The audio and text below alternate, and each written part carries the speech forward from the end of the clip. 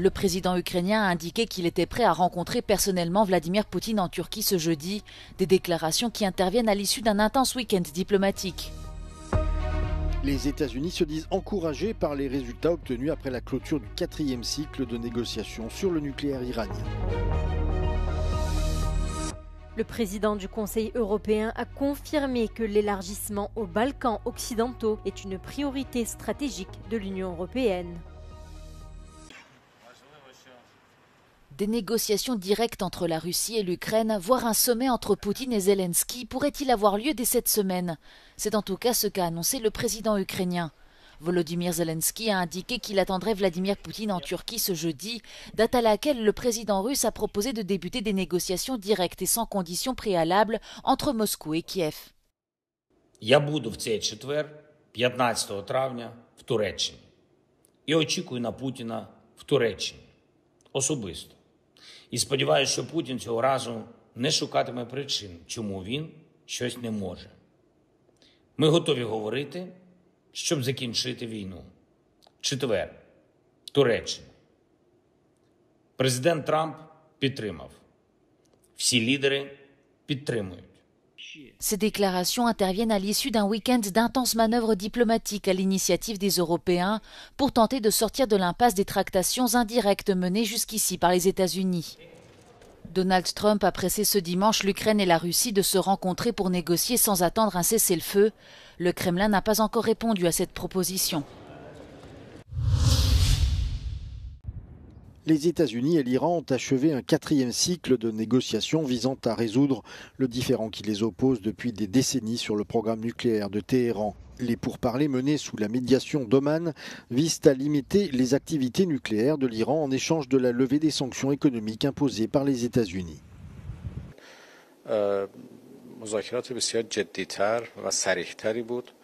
ما مقدار زیادی از فضاهای کلی الان فاصله گرفتیم، وارد موارد جزئی‌تر شدیم.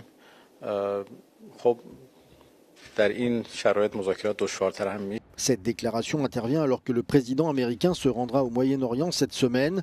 Depuis son retour à la Maison-Blanche, Donald Trump a haussé le ton vis-à-vis de l'Iran, exerçant une pression maximale, notamment sur son secteur pétrolier. Il a également menacé à plusieurs reprises d'avoir recours à des moyens militaires contre Téhéran si un accord n'était pas conclu. De son côté, l'Iran souhaiterait la levée des sanctions et la reconnaissance de son droit à l'énergie nucléaire à des fins pacifiques.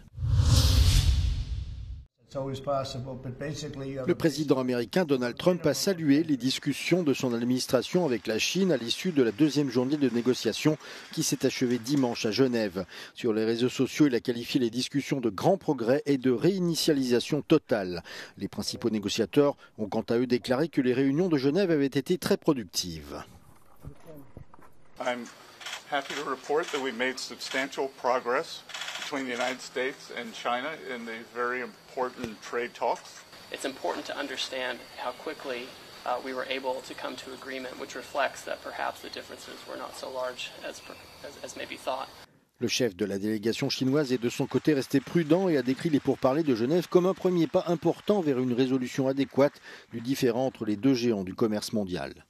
双方就彼此关心的经贸问题开展了深入交流，会谈氛围呢是坦诚的、深入的、具有建设性的，取得了实质性的进展，达成了重要的共识。 Les négociations, dont les détails ne sont pas encore connus à l'heure qu'il est, pourraient contribuer à stabiliser des marchés mondiaux aussi fébriles que choqués depuis que le président américain a décidé de taper dans la fourmilière.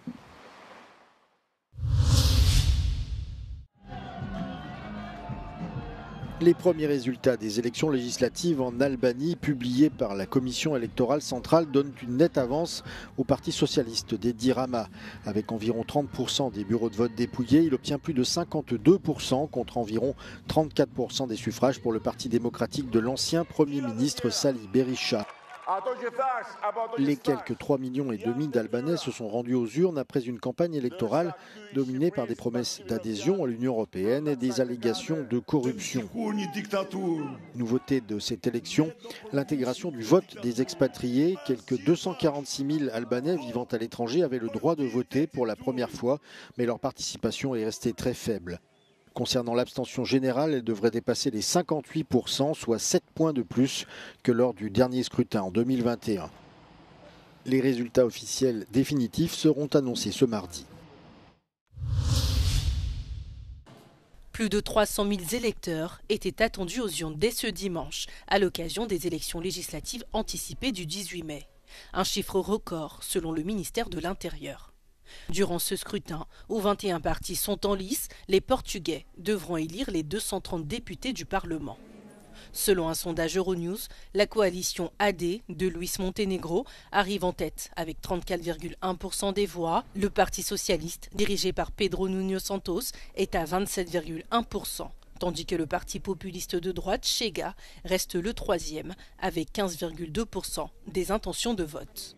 Ces élections anticipées interviennent alors que le président Marcelo Rebelo de Sousa a dissous le Parlement suite à la chute du gouvernement de centre-droit du Premier ministre Luis Montenegro.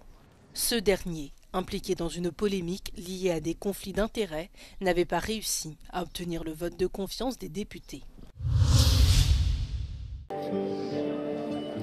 Une marche pour ne jamais oublier les victimes de l'Holocauste. À Budapest, la marche des vivants a débuté au monument Chaussures au bord du Danube, une commémoration organisée pour rendre hommage à tous ceux qui sont morts dans les camps de concentration et un engagement en faveur de la dignité humaine. Today we gather to mark the end of World War II that brought annihilating destruction and to mark the 81st commemoration of the deportation and annihilation of Hungarian Jewry at Auschwitz. Today, we have a vibrant Jewish community and a secure Jewish life in Hungary. La procession menée par des survivants de l'Holocauste a commencé lorsque le rabbin Tamas Vero a soufflé dans l'ancienne corne juive le chauffard. Cette année, la marche des vivants est plus douloureuse que les fois précédentes. Certains participants ont décidé de rendre hommage aux victimes du 7 octobre 2023, mortes ou toujours retenues en otage à Gaza. Andor Gross, président de la Fédération des communautés juives de Hongrie, a déclaré que l'attaque du Hamas est la preuve que la nature humaine ne change pas d'elle-même. Dans le parc de Jérusalem, des pierres blanches ont été déposées à la mémoire des victimes des attaques du Hamas.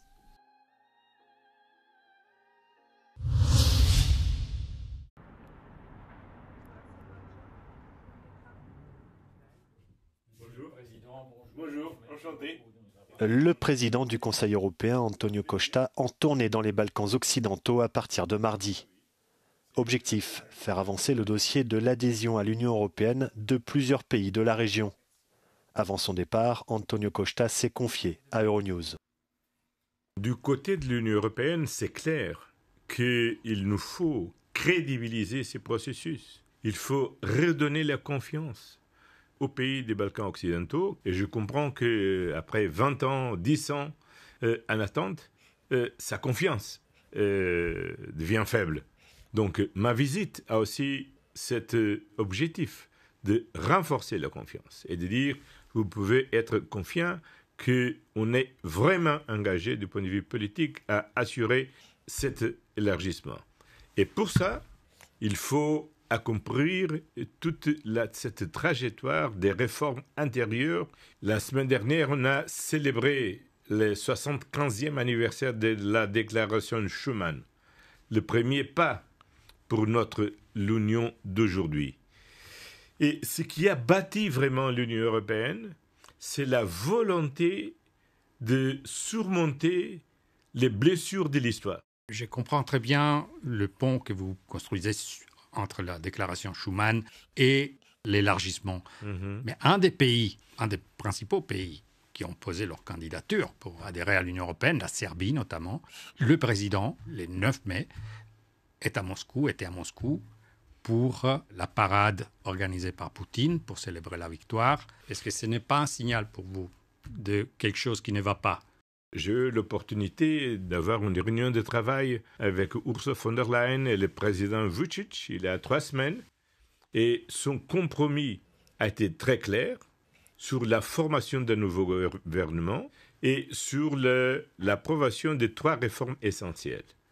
Une sur la loi électorale, une deuxième sur la liberté de presse et finalement un paquet sur le combat à la corruption. il y a un grand consensus politique que cet élargissement, c'est le plus important investissement géopolitique qu'on peut faire dans la stabilité, dans la paix et dans la prospérité de toute l'Europe et notamment aussi des pays des Balkans occidentaux. On a l'impression de toute façon que l'Union européenne est en train de redémarrer un processus en toute urgence pour des raisons de sécurité et de défense. Parce que, on disait tout à l'heure, il y a des puissances extérieures qui sont en train d'implanter leurs pions dans cette région. L'invasion de l'Ukraine par la Russie a accéléré le processus de l'Ukraine et de la Moldavie et donc c'est pas juste pour les pays des Balkans occidentaux d'être dépassés par l'Ukraine et la Moldavie. Et ça les pousse aussi pour aller plus vite.